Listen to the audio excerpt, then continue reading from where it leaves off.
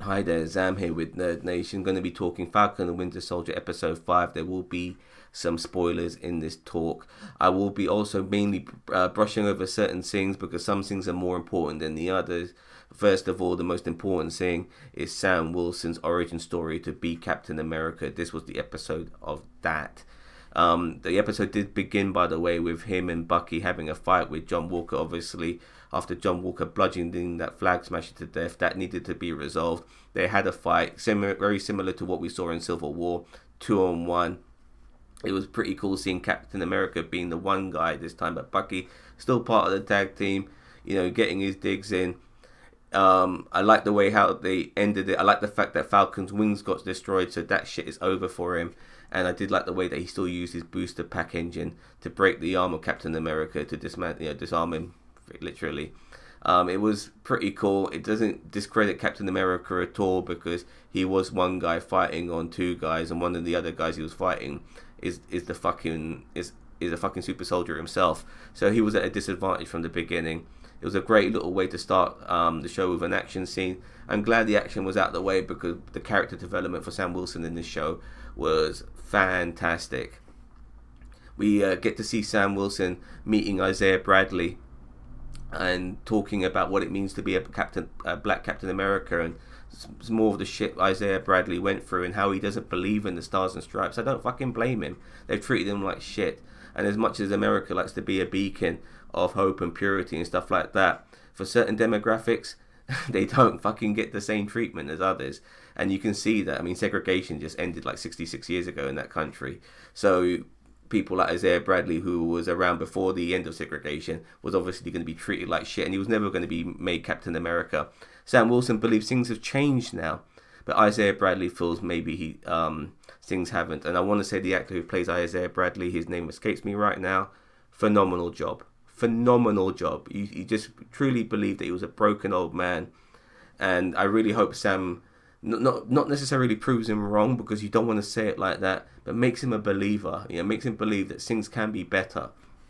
And Sam has a lot to contemplate after that, and he decides to go home and see his sister. He after spending some time with his sister and helping around the house a little bit, he decides to call in some favors from the local community to help with their problems. And those favors come in because the local community loves the Wilson family. They love the fact that they got a superhero and Avenger among them. So they all come in. I'm surprised they didn't do that shit earlier. And also who comes in is Bucky. Now, Bucky left after the fight with John Walker because he went to see Zemo, and he dealt with Zemo, and Zemo's done. Zemo's out of the equation. The Wakandans came along and took him away. And then Bucky also asked AO for a favor after Zemo left, and he returned with Sam with that favor, and that favor is a suitcase with a possible suit inside it, I believe. So after visiting Sam, he then helps him fix shit around the place. He flirts a little bit with Sam's sister. Sam doesn't like that, but Bucky, remember, James Barnes was a ladies' man before he became the Winter Soldier, and you can see that coming back, and it's good to see the original character of Bucky Barnes come out a little bit in this episode. He's being a friend as well to Sam, and you see their friendship bond during the course of this episode. Like, you see them becoming bros. Before, in the earlier episodes, they were working alongside each other because they had to, but they became bros in this episode because they were throwing the shield around. They obviously had the shield after beating Walker, and they're throwing the shield around, practicing with the shield, and they're basically talking about each other's problems. Sam being a counselor, it helped with Isaiah Bradley, by the way, being a counselor, and it helped with Bucky as well when it came to some of his issues, because he's still having nightmares. I kind of didn't understand where Sam was coming from, but it felt like Bucky was doing exactly what Sam was asking him to do. But nevertheless, Bucky thought the advice was great, and then they fucking, they did that sort of, Predator, Dylan and what's his face, Arnold Schwarzenegger and Carl Weathers sort of handshake, like that sort of stuff. And you knew that they were friends now. They were proper friends now. Bucky had to go and do his own thing now, but because he had to leave, he's not going to fucking live with Sam. But Bucky did tell Sam before he left that if anything happens with Carly, let me know and I'll be there. which is pretty cool. But they left on good terms. They left as friends, and I loved it. You know, this is why I wear my glasses, because I thought I might get a bit emotional, because I was emotional when I see them do the handshake and stuff. You know, seeing them being friends. You know, it finally fucking happened, and it made me so happy. You know, as somebody who loves this shit. You know, loves this shit with all my fucking life. It made me so fucking happy to see that.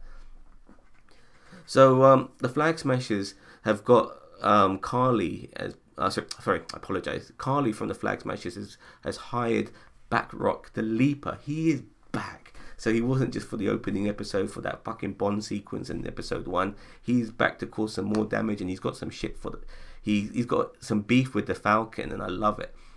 He gives Carly some terrorist weapons, and Carly promises him that he can get the Falcon. So they're working together, and I don't know what it is about the actor who plays him, because I know he's not like a proper actor. I know he's there for his parkour and his martial arts and shit like that, but he's fucking hilarious. I don't know what it is about him, but when I just see him, his mannerisms, the way he does things, you know, bonjour and, you know, voila, and all this sort of shit, I'm fucking laughing my ass off. He's speaking English one second, he's speaking French the next.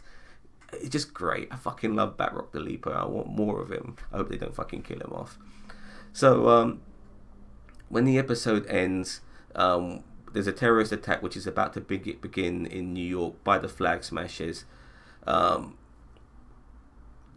Wilson is aware of this, and he now has to wear his new suit because his old suit was destroyed by John Walker. And he opens up the suitcase, and there's his new suit.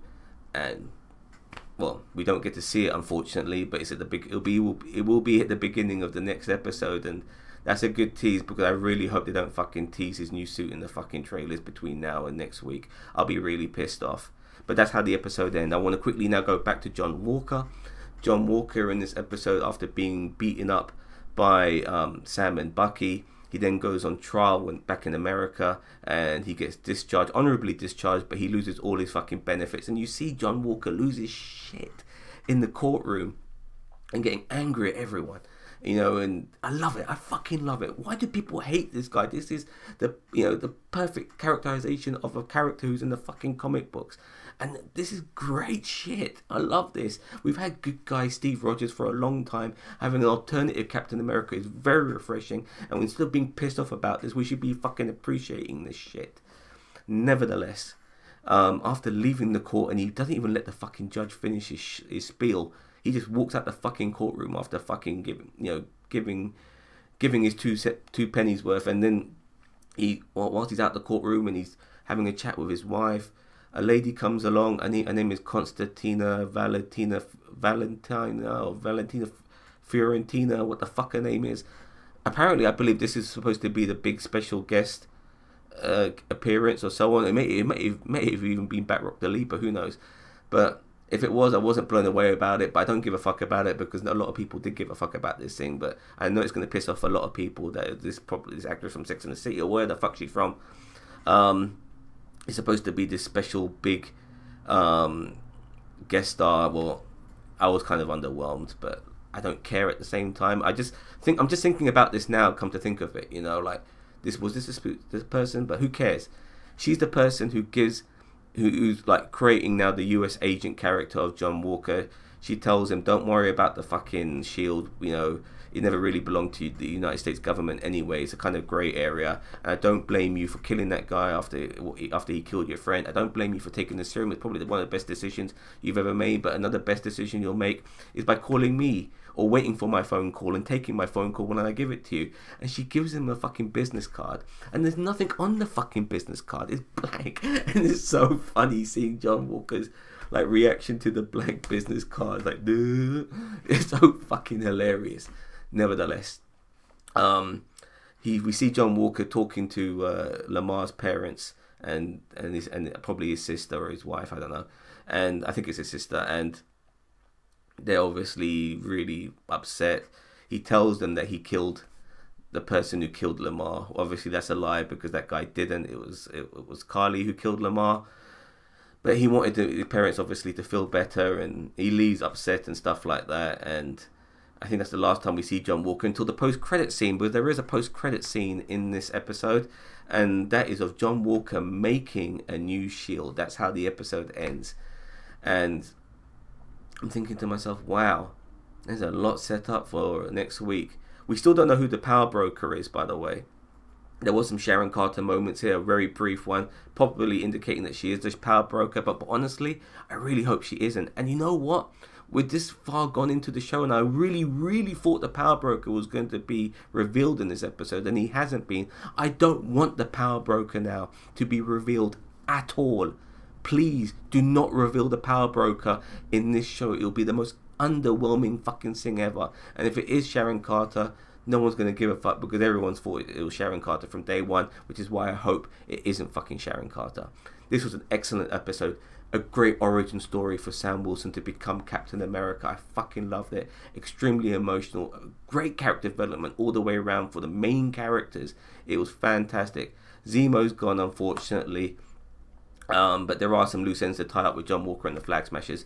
So we'll hopefully see all of that shit next week. This is my review. I hope you enjoyed it. Please leave a like. Don't forget to share and subscribe and comment all that bollocks as well. Let me know what you think. Thank you very much for watching and have a nice day.